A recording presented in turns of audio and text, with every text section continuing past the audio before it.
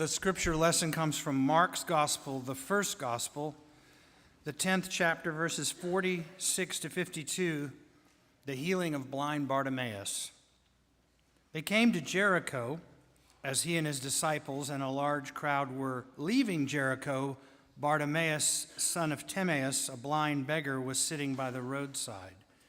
When he heard that it was Jesus of Nazareth, he began to shout out and say, "Jesus, son of David, have mercy on me."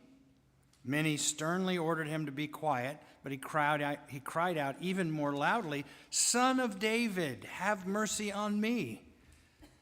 Jesus stood still and said, "Call him here." And they called the blind man, saying to him, "Take heart, get up, he's calling you." So throwing off his cloak, he sprang up and came to Jesus. Then Jesus said to him, "What do you want me to do for you?"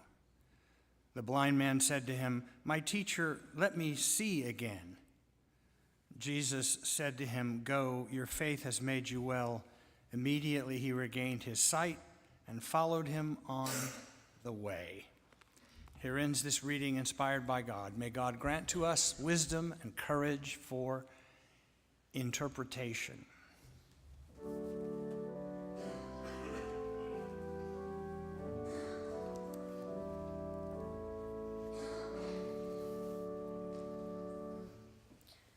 As Monica said earlier, I am very glad to be in church after the week this country has had. I am glad to be in this church that is unapologetically liberal, which is to say, a church that practices a generous theology, is open and affirming, and committed to peace and justice. I am glad to be here, knowing that our tradition offers us a story by which to frame the challenges of our time. So let's continue. "Son of David, have mercy on me." Maybe it was this turn of phrase that caught Jesus' attention, "Son of David." Only a few had called him anything like that, a demon and a disciple, to be exact. Rather remarkable that he would use this particular phrase. And then there was the matter of how this beggar knew it was Jesus in the first place. Bartimaeus was blind, after all. Maybe it was simply that Jesus' reputation preceded him, so perhaps it is not so remarkable that even a blind man would recognize him.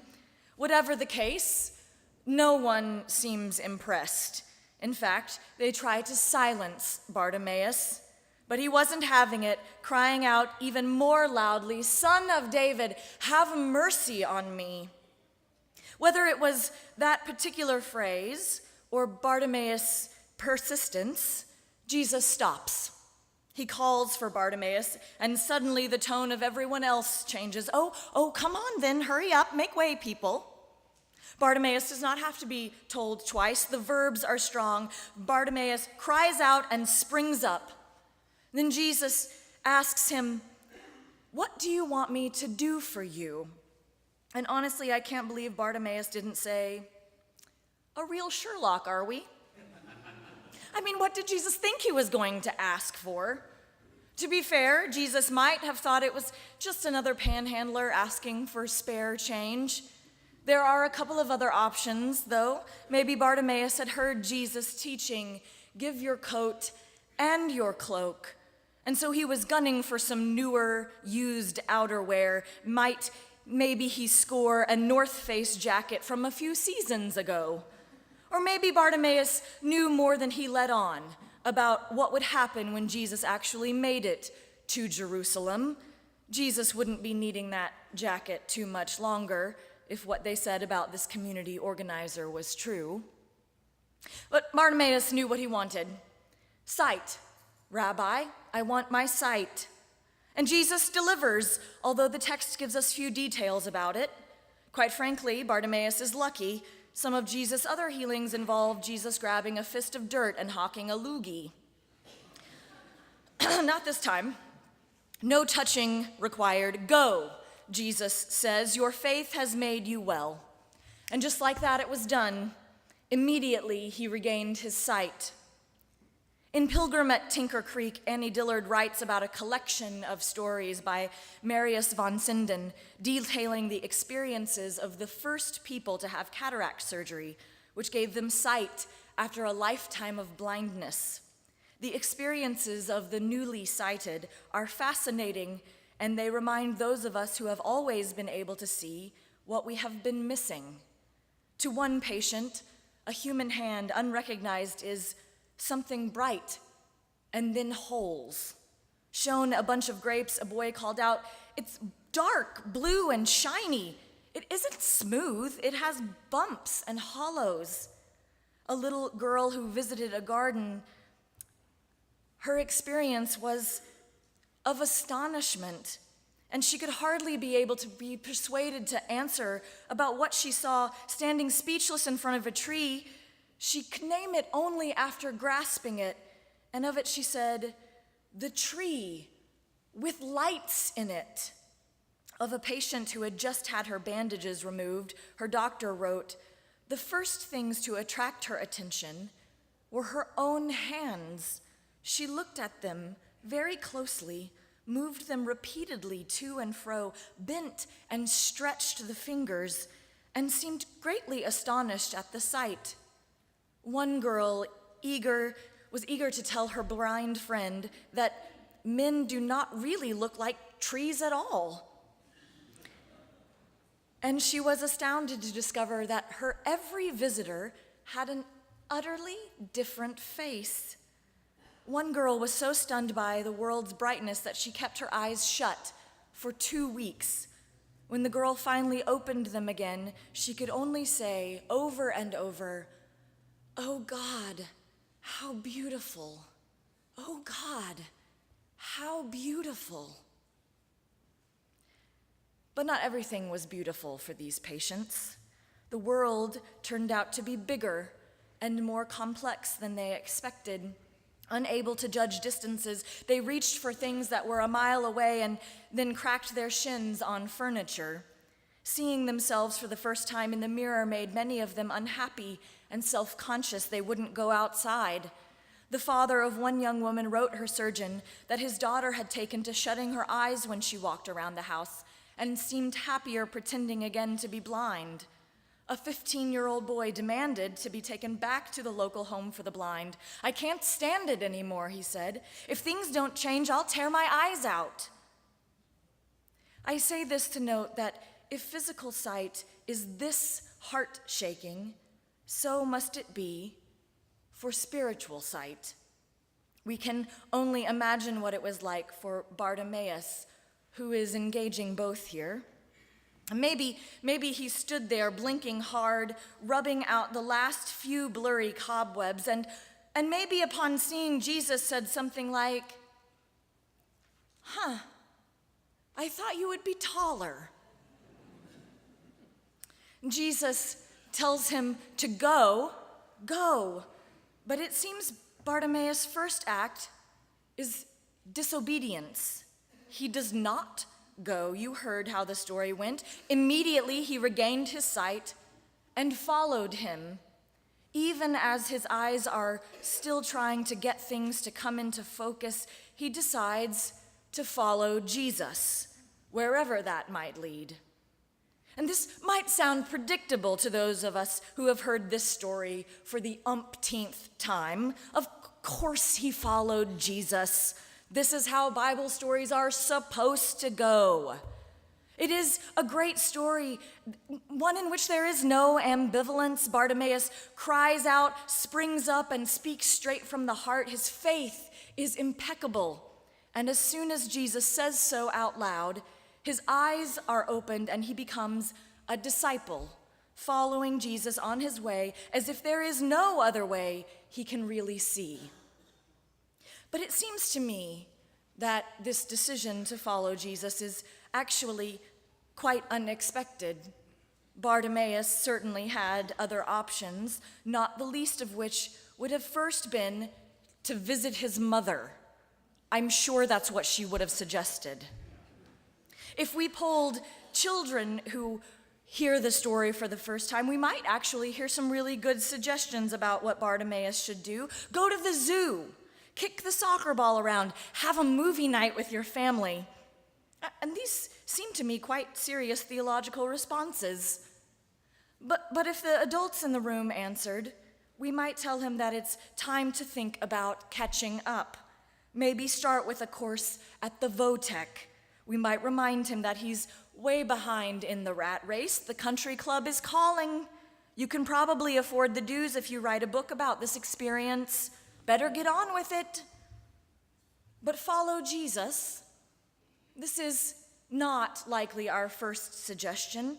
I'm guessing not all of us jumped up and ran to church this morning as Bartimaeus to Jesus, although to be fair, we are here, and we are here with some kind of expectation, a sense of need for light. We are here because this is where we find other people who, knowing their blindness, wish to see. We are certainly like Bartimaeus in that we get to choose the ending. Immediately, he regained his sight and followed him, which begs the question, will we decide to follow Jesus? It sounds, I know, like the beginning of the last hour at a Billy Graham revival. But it is a serious question, and our answer matters. Will we follow Jesus?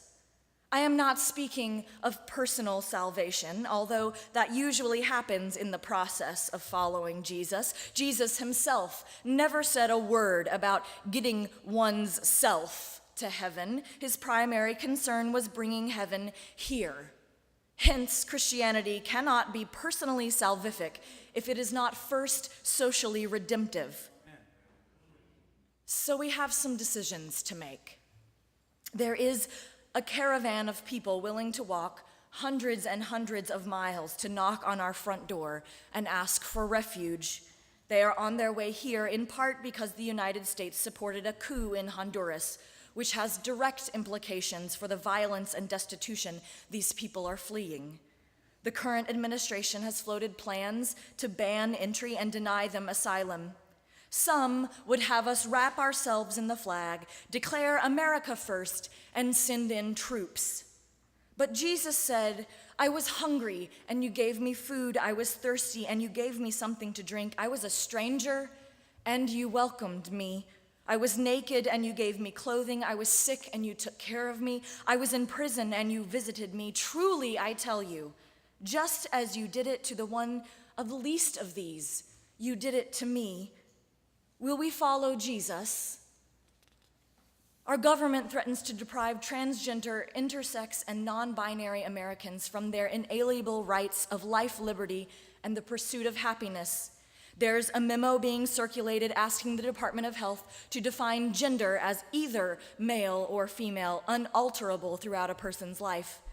It is an effort to erase the existence of transgender, intersex, and non-binary people, which has, at the very least, already traumatized these people and their families.